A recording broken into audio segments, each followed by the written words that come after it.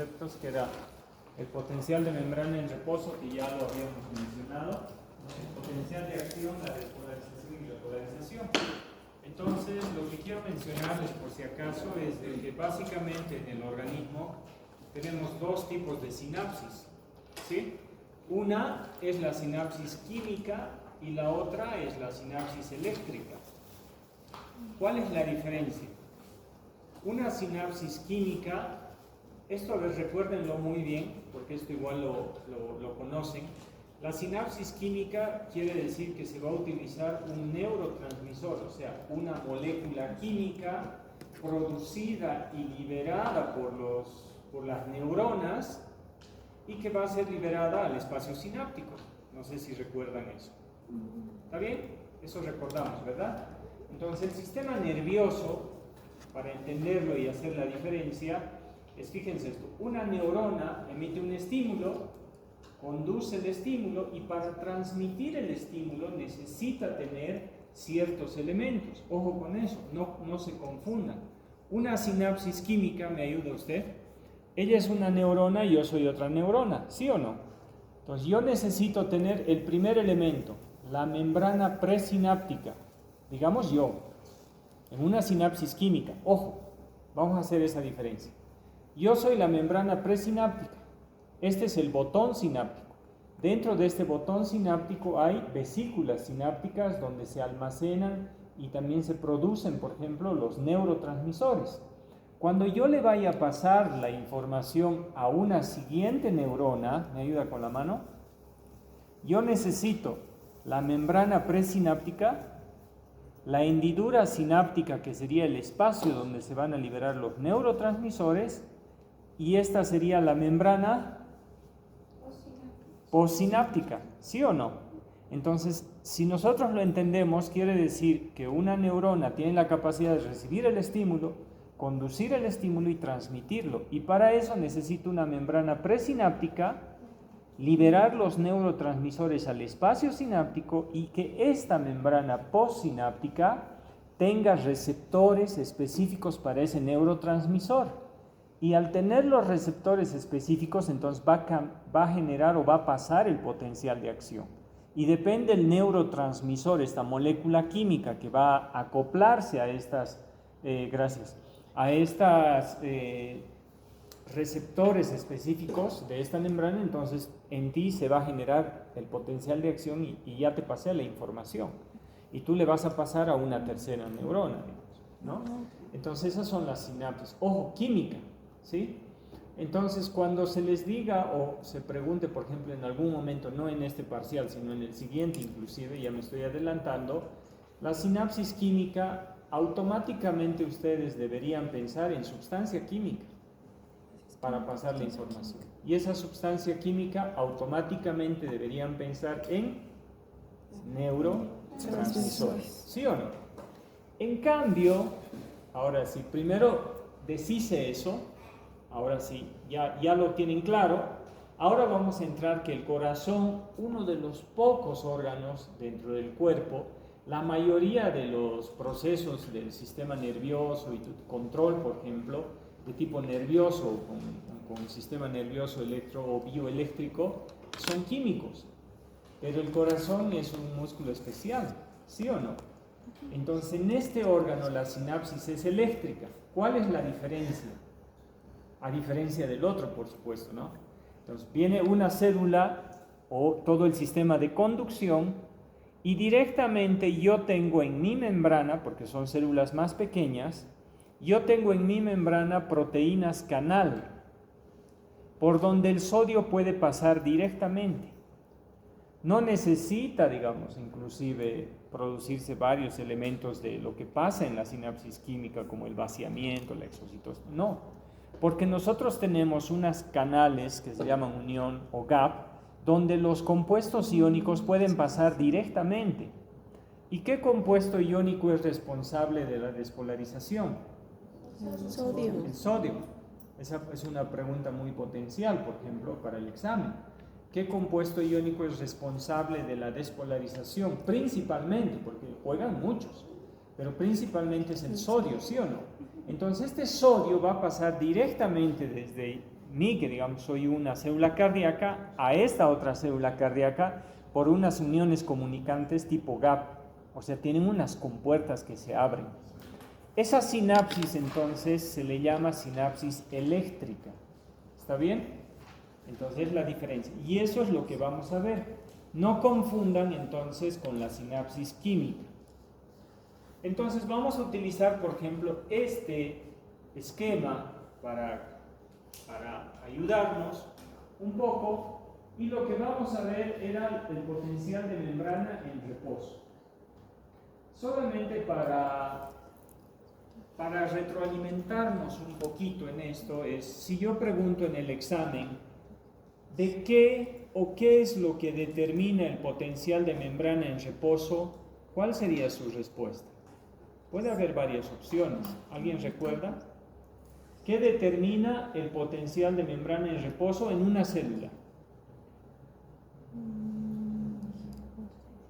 Ojo, cuando nosotros nos referimos a qué determina un potencial, cuando yo escucho la palabra potencial, debo pensar en electricidad.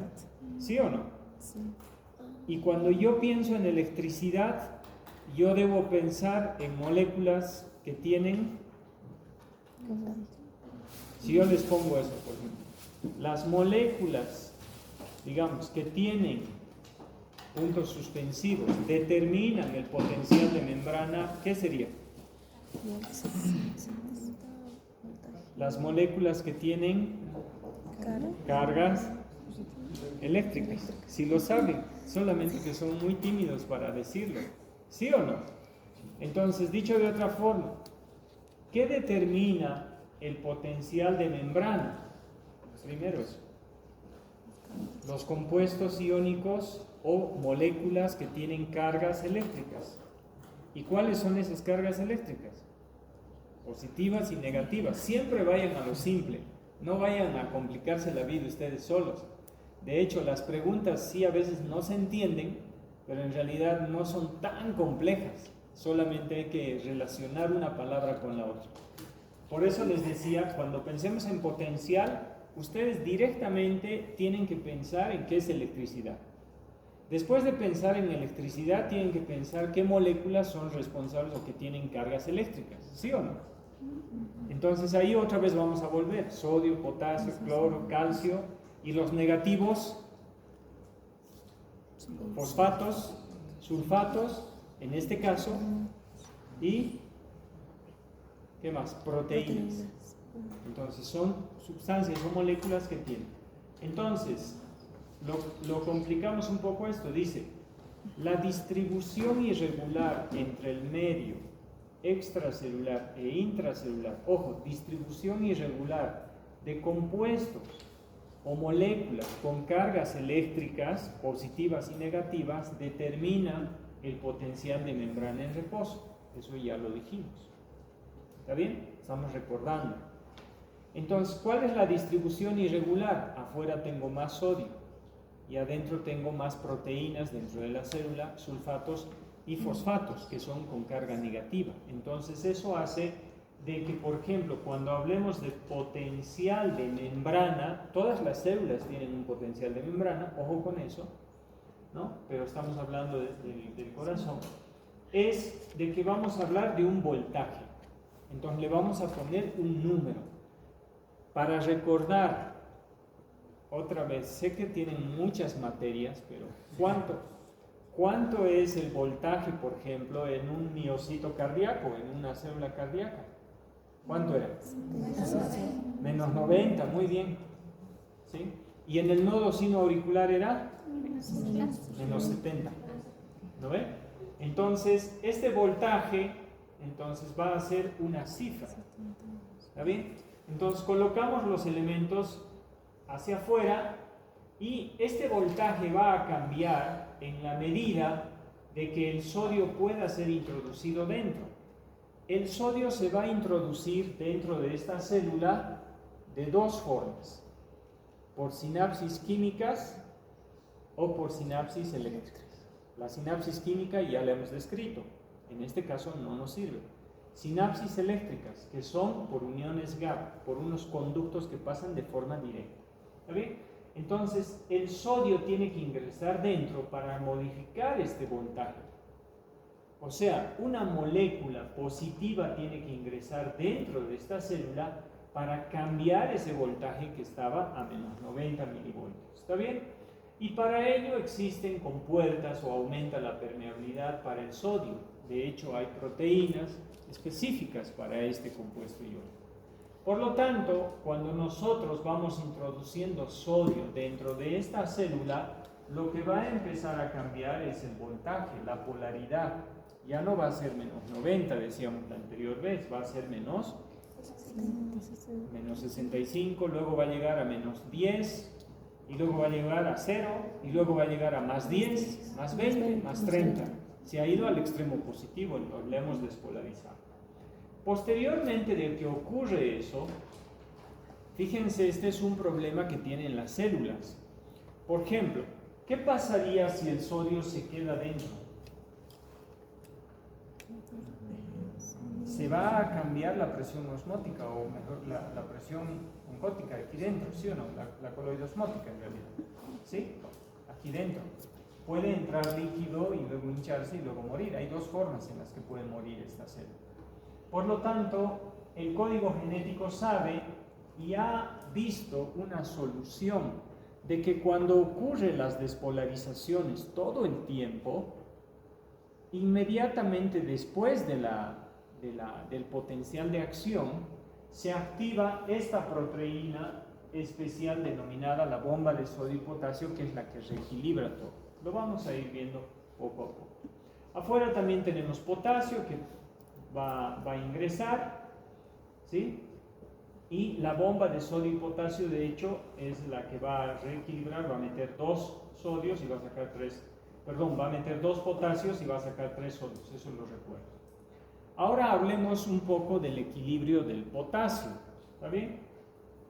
La idea está de que ustedes un poquito entiendan qué es lo que pasa aquí, que ahorita lo vamos a explicar. El potasio, adicionalmente, tiene otra proteína transmembranal, y ahí en Guyton también lo pueden leer, el equilibrio para el potasio, es un acápite especial para el potasio.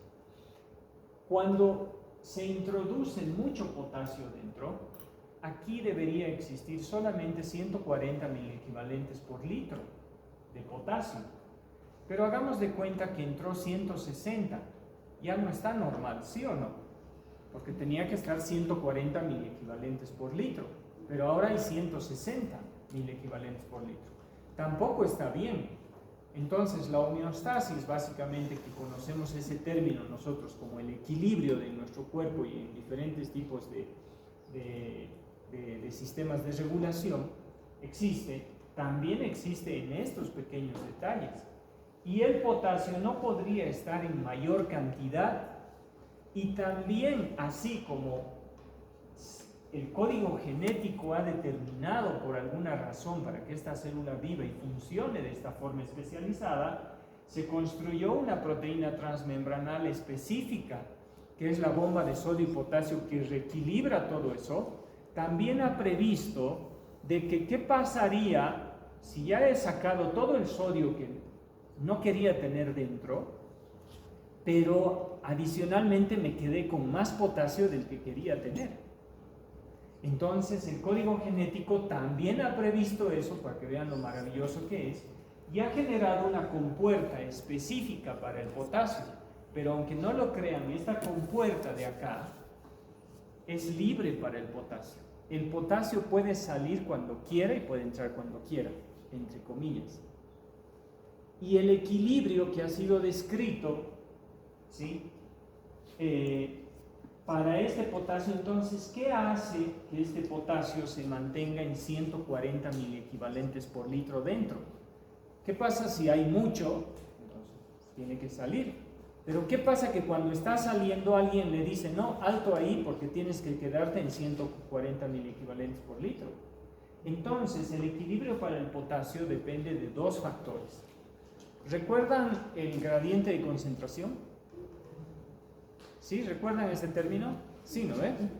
El gradiente de concentración quiere decir que en un lugar que está sobrecargado de una sustancia o algo, por el gradiente tiende a salirse, ¿sí o no? Y si es que tiene una compuerta especial para que pueda salir, entonces precisamente el equilibrio para el potasio se debe a dos cosas.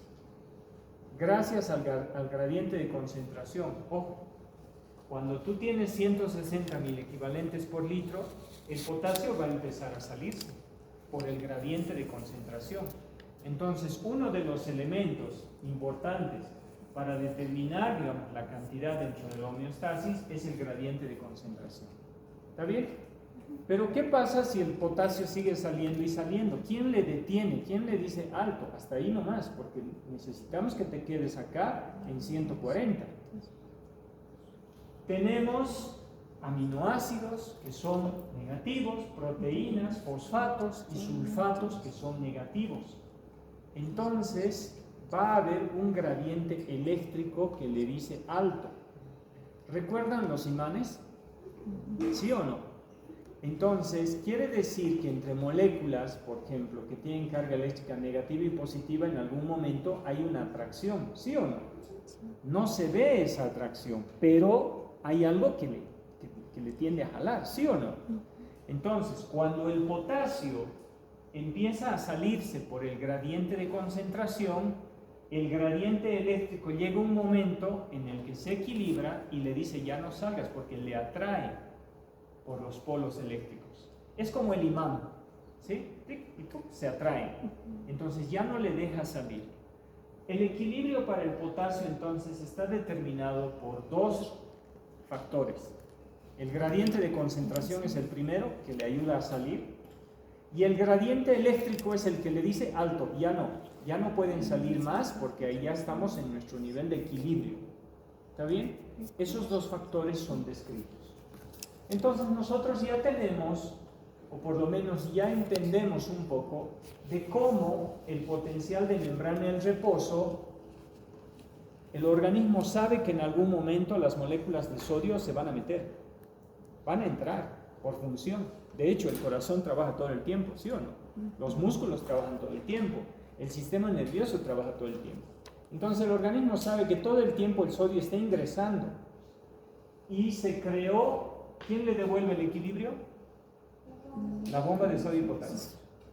Y también sabe de que hay otros compuestos como el calcio, el potasio, están entrando y saliendo constantemente. Entonces ha generado compuertas que mantienen, ¿sí? O que hacen que se mantenga un equilibrio dentro para restablecer el equilibrio. Entonces, gracias a estas proteínas, por eso siempre me gustaba decirles en un principio que en histología deberían traerse un concepto muy claro que es la membrana celular está formada por un 50% de proteínas y un 50% de lípidos, ¿sí? ¿Por qué repito eso yo como disco rayado? Porque todas las células trabajan en función, o ya sea por los fosfolípidos o en su mayor parte el funcionamiento de esta unidad básica funcional de todo ser vivo está relacionado por las proteínas. Entonces, las proteínas de cada célula especializada son las que determinan la función. Y si algo falla en alguna de estas células por alguna razón, entonces hay problemas, ¿sí? Entonces, de esta forma es que nosotros llegamos a esa distribución irregular. Y entiéndase que es distribución irregular, ¿por qué? Fácil, porque encontramos más moléculas de unas fuera que dentro, y más moléculas dentro que fuera. Entonces no es una distribución regular, porque si fuera una distribución regular yo tendría que tener 140.000 equivalentes de potasio dentro y 140 fuera. Eso sería regular.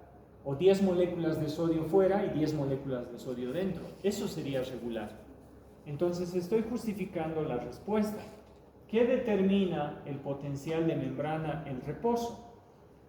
Está determinada por las moléculas, la distribución irregular de moléculas con carga positiva y negativa, tanto fuera como dentro.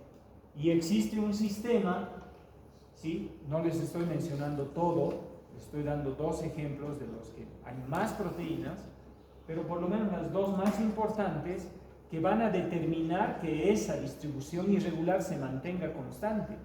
Por lo menos milisegundos para que vuelva a funcionar la máquina. Y luego vuelve al equilibrio y vuelve a funcionar, y vuelve al equilibrio y vuelve a funcionar. Y eso es lo que hace tu corazón todo el tiempo. ¿Sí o no? ¿Verdad? Entonces, el equilibrio para el potasio, por si acaso, estará dado por el gradiente de concentración y el gradiente eléctrico. El equilibrio para el sodio, más especial para el sodio, está determinado por la bomba de sodio y potasio, que después de que ingresó, es el que se encarga de restablecer este equilibrio. Entonces, estamos mencionando que hay un equilibrio para el sodio y un equilibrio para el potasio. ¿Está bien? Estas dos moléculas sumamente importantes en la mayoría de las células. Dicho esto, entonces ya podemos entender de que ¿funciona? Ahí. Entonces tenemos una carga eléctrica menos 90 al interior de la membrana. ¿Está bien? Porque estas sustancias negativas aquí adentro son mayoría. En cambio aquí afuera el sodio siempre va a ser mayoría y por eso tiene carga positiva. Entonces lo que más interesa es eso. Entonces vamos a ir poniendo un poco ¿qué se llama? A poner en marcha, digamos, esta pequeña máquina que es cada unidad celular. Cuando estamos en reposo, evidentemente se podría mantener en menos 90, ¿no es cierto? Y eso se puede graficar. Fíjense acá abajo, lo grafico con esta línea. ¿Está bien? Y cuando el sodio empieza a ingresar dentro y empezamos a introducir sodio, entonces este voltaje va a empezar a cambiar. ¿Está bien? ¿Y qué pasa cuando el sodio empieza a ingresar? Se puede graficar y esto ya no va a ser plano, sino que empieza a subir. ¿Sí? Y esto tiene que empezar a subir en la gráfica. ¿Está bien? Ahí. Entonces en la gráfica comienza a subir. Pero va a llegar un momento, aquí hay un punto. ¿Sí? Ese punto se llama punto umbral y también está relacionado con la ley del todo o nada. ¿Está bien? Ese punto umbral quiere decir de que, por ejemplo, cuando hay despolarizaciones fallidas, pero no en el corazón, en el músculo, es distinto. El corazón no puede haber fallido, ¿sí? Porque si no hay enfermedad. En cambio, en el músculo sí hay. Y las despolarizaciones fallidas se ven así en las gráficas. Empieza a despolarizarse y cae rápidamente. ¿Y por qué pasa eso? Porque no han alcanzado el punto umbral y eso se llama la ley del todo o nada. Quiere decir que cuando poca cantidad de sodio entra, este menos 90 puede llegar, digamos, a menos 80, pero no llegó al punto umbral.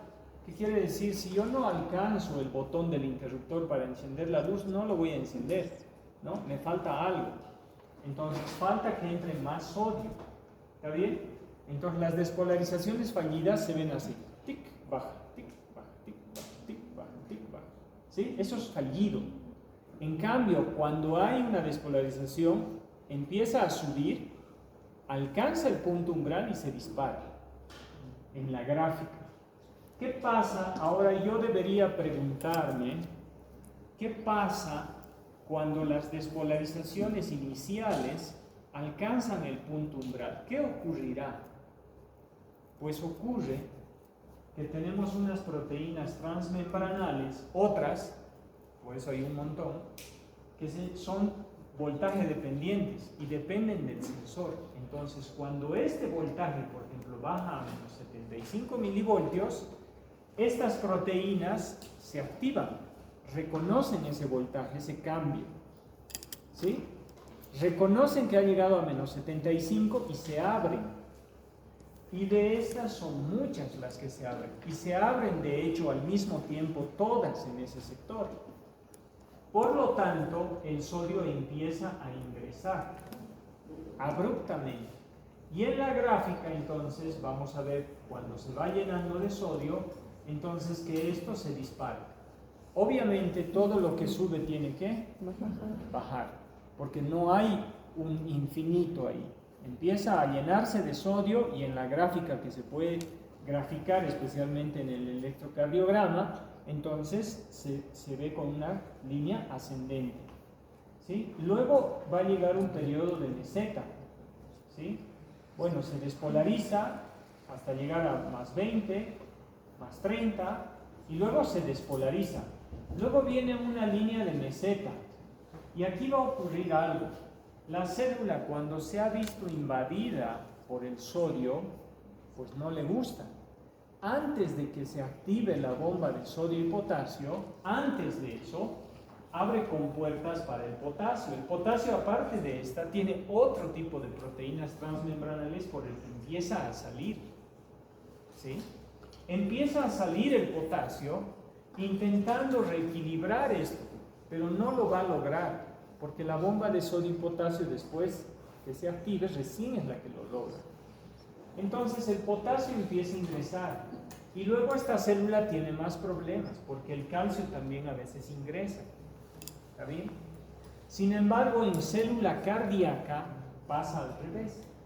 Quiere decir que el sodio se metió, el potasio sí sale un poco, pero esta compuerta para el calcio no existe. Esto es en neurona.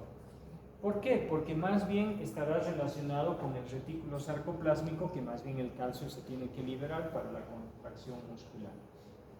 Entonces, eso no va a ocurrir, esto lo borramos de la diapositiva.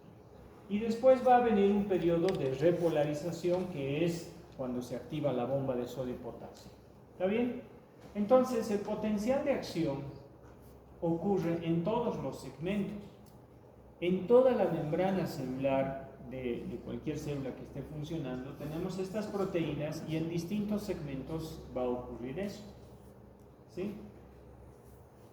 Y tiene que pasar a una siguiente neurona. Eso quiere decir, por ejemplo, si yo tuviera aquí una fila de 20 células, solo para que se entienda, y empezó aquí en el nódulo sinoauricular, entonces va a generar una despolarización acá, se despolariza esta membrana, se llena de compuestos iónicos y estos compuestos iónicos van a pasar directamente a esta otra célula por unas compuertas que tienen las uniones GAP, que ahorita lo vamos a ver en una imagen. Entonces, así va pasando de célula en célula, muy distinto a una sinapsis química, ¿no? Ahí tiene que pasar el sodio, tiene que seguir pasando el sodio de esta célula, y eso lo va a hacer gracias a unas compuertas que tiene, que se llaman uniones GAP. ¿Sí?